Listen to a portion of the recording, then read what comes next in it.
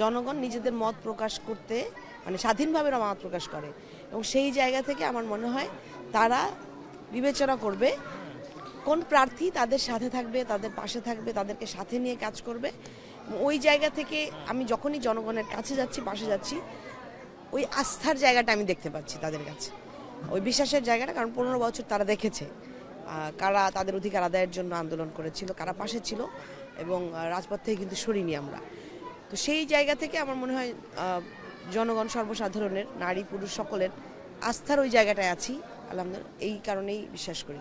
প্রত্যেকটা এলাকায় আমরা যখন যাই, ঢাকা 14 আসনের দারুসালাম, শাহলী, মিরপুর, রূপনগর আংশিক, বনগাঁও, কান্দিয়া 2টা ইউনিয়ন আছে আমাদের।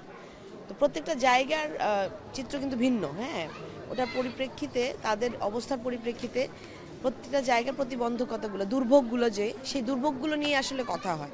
এবং আমাদের যেই নির্বাচনী ইশতেহার, আমাদের সেখানে কিন্তু এই দুর্ভোগগুলো নিয়েই আমরা কথা বলেছি, যেগুলো করতে হবে দরকার জনগণের জন্য এবং যেগুলো আসলেই প্রয়োজন এবং আসলেই করা সম্ভব, সেগুলো আমরা আমাদের ইশতেহারে নিয়ে আসছি। আমরা এখন এমন কোনো কথা জনগণের সঙ্গে বলি না যেটা আসলে বলে চলে যায় কিন্তু করা হয়তো কখনো সম্ভব হয় না।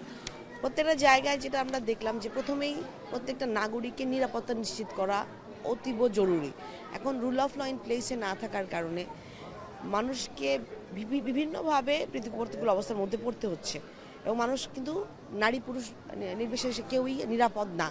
চলাচল করার ক্ষেত্রে, কর্মক্ষেত্রে যাওয়ার ক্ষেত্রে মাদকের ব্যাপক প্রভাব প্রত্যেকটা এলাকায়, দুর্নীতি, চাঁদাবাজি, দখলদারিত্ব, তারপরে এর কারণে বিভিন্ন জায়গায় ইনস্টিটিউশনগুলো ফাংশনাল না, যে কারণে বিভিন্ন জায়গায় যেমন ট্রাফিক ম্যানেজমেন্ট সিস্টেম ইন প্লেসে না, সরি, সে কারণে প্রত্যেকটা রাস্তায় যানজটের দুর্ভোগে পড়তে হচ্ছে মানুষকে। ওয়েল প্ল্যান্ড ওয়েতে, এই যে রাস্তা মেরামতের কাজ বলেন, বর্জ্য ব্যবস্থাপনার কাজ বলেন, কোনোটাই ওয়েল প্ল্যান্ড হতে হচ্ছে না।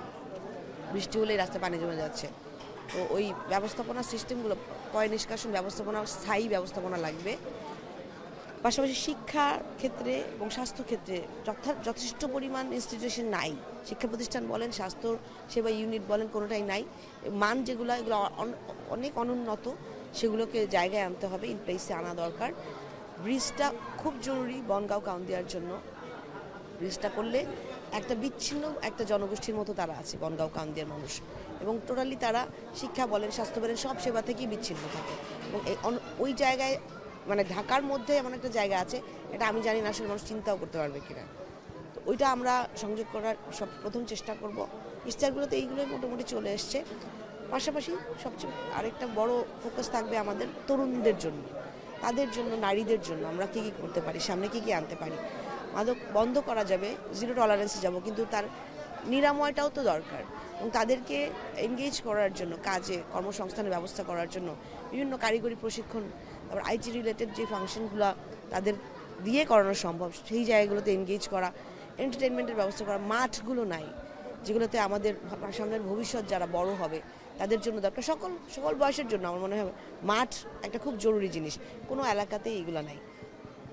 পাশাপাশি কমিউনিটি সার্ভিস চালু করার জন্য, সচেতনতা চালু করার জন্য বিভিন্ন জায়গায়, ধরেন নারীদের জন্য সচেতনতা, কাউন্সিলিংয়ের জন্য, তারপর হটলাইন সার্ভিসে কানেক্ট করার জন্য যে কোনো প্রতিবন্ধকতায়। তো এই কমিউনিটি সার্ভিসগুলো আমরা প্রত্যেকটা এলাকার সামাজিক প্রতিনিধিকে নিয়ে করতে চাই।